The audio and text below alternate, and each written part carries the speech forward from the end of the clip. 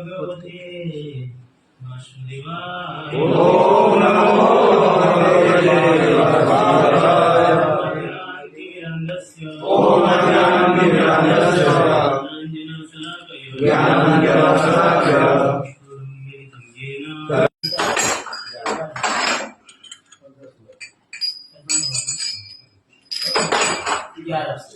श्लोक संख्या 11 एक बार हम पढ़ेंगे।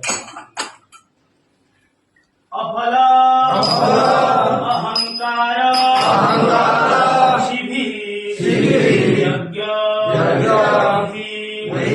इष्ट इज्जते यशिष्टव्यम् एवं इति मनः समाधाय सात्विक। हरे कृष्ण। निर्देश अनुसार कर्तव्य समझकर उन लोगों द्वारा किया जाता है जो फल की इच्छा नहीं करते। यज्ञ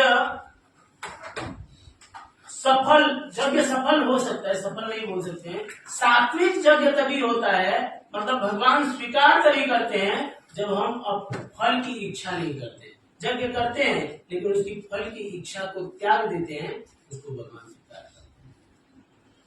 तात्पर्य में श्री प्रभुपाद की सामान्य यज्ञ किसी प्रयोजन से किया जाता है। हम लोग किसी प्रयोजन से यज्ञ करते हैं। हम तो यहाँ पे भी ठीक है, उनका दर्शन करने जाना है, ये होना चाहिए। भगवान को नमस्कार करें और मनुष्य को चाहिए कि वह कर्तव्य मानकर मंदिर या गिरजाघर जाए, भगवान को नमस्कार करे और फूल तथा प्रसाद चढ़ाए। प्रत्येक व्यक्ति सोचता है कि केवल ईश्वर की पूजा करने के लिए मंदिर जाना व्यर्थ है, लेकिन शास्त्रों में आर्थिक लाभ के लिए पूजा करने का आदेश भी नहीं है। हम किसी लाभ की वजह से अगर पूजा करें तो इसका आदेश शास्त्र नहीं देता है। मनुष्य को चाहिए कि केवल अर्चा विग्रह को नमस्कार करने जाए, प्रणाम करने, मालिक है हमारे, उनको प्रणाम करने आए, इतना करने आए। इससे मनुष्य सतोगुण को प्राप्त होगा। प्रत्येक सभ्य नागरिक का कर्तव्य है कि वह शास्त्रों के आदेशों का पालन करे और भगवान को नमस्कार करे। हरे कृष्णा कृष्णा कृष्णा हरे हरे, हरे राम राम राम हरे हरे।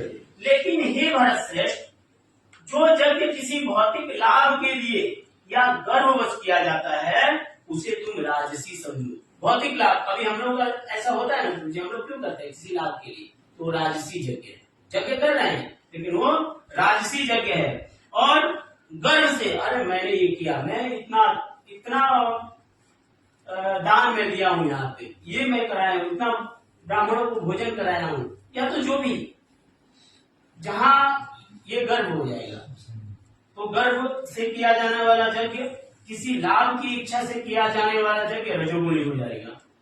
कभी कभी स्वर्ग लोग पहुंचने के लिए किसी भौतिक लाभ के लिए यज्ञ तथा अनुष्ठान किए जाते हैं, पुण्य इकट्ठा करने के लिए। ऐसे यज्ञ का अनुष्ठान राजसी माना जाता है। जो यज्ञ शास्त्र के निर्देशों की अवहेलना करके, यहाँ तक तो ठीक था कि शास्त्र में बताया गया यज्ञ करने को, उस हिसाब से हम यज्ञ कर रहे हैं, भले अपनी इच्छा है कि ये पूर्ति हो जाए, ये तो राजनीति तक ठीक था। लेकिन अब क्या है कि जो यज्ञ शास्त्र के निर्देशों की अवहेलना करके शास्त्र का निर्देश नहीं मानेंगे, ऐसा लिखा है, ऐसा नहीं, हम अपने मन से अपने हिसाब से करेंगे। प्रसाद वितरण किए बिना, प्रसाद वितरण किए बिना का मतलब है बहुत सारा पूजा पाठ होता है जहाँ तुलसी का प्रसाद, तुलसी की प्रसाद में नहीं पड़ता है, आप लोग शायद कहीं कहीं देखे रहे, वो बस प्रसाद यहाँ पे रखा हुआ है, कथा हो गया और प्रसाद वितरण चालू हो गया। वो भोग का सिस्टम नहीं है। वो सोचते हैं हम कथा जो कर रहे हैं वही भोग लग गया, तो प्रसाद वितरण किए बिना वो प्रसाद तो हुआ नहीं। अगर बांट भी रहे हैं तो प्रसाद तो हुआ नहीं।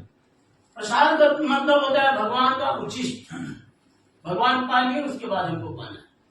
और महाप्रसाद होता है कि भगवान के उच्छिष्ट को जो भगवान के भक्त हैं वो पा लिए, उसको महाप्रसाद कहा है। तो वैदिक मंत्रों का उच्चारण किए बिना, पुरोहितों को दक्षिणा दिए बिना तथा श्रद्धा के बिना संपन्न किया जाता है वह तामसी माना जाता है। तमोगुण में श्रद्धा वास्तव में अश्रद्धा होती है। कभी कभी लोग किसी देवता की पूजा धन अर्जित करने के लिए करते हैं और फिर वे इस धन का शास्त्र के निर्देशों की अवहेलना करके मनोरंजन में व्यर्थ करते हैं। देखिए अपने इधर सरस्वती पूजा होता है नॉर्मल और ऑर्केस्ट्रा मनाते हैं, होता है नहीं होता है कि नहीं होता है? तो ये गलत है कि सही है? गलत। आप तो लक्ष्मी देंगे तमोगुणी यज्ञ हो जाएगी।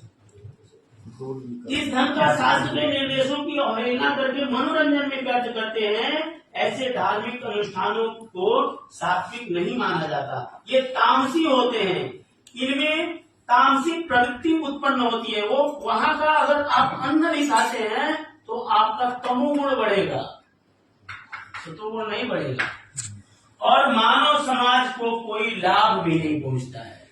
हरे कृष्णा कृष्णा कृष्णा हरे हरे, हरे राम राम राम हरे। श्री राधा वृंदावन चंद्र भगवान की जय, जय। हरि हरि बोल।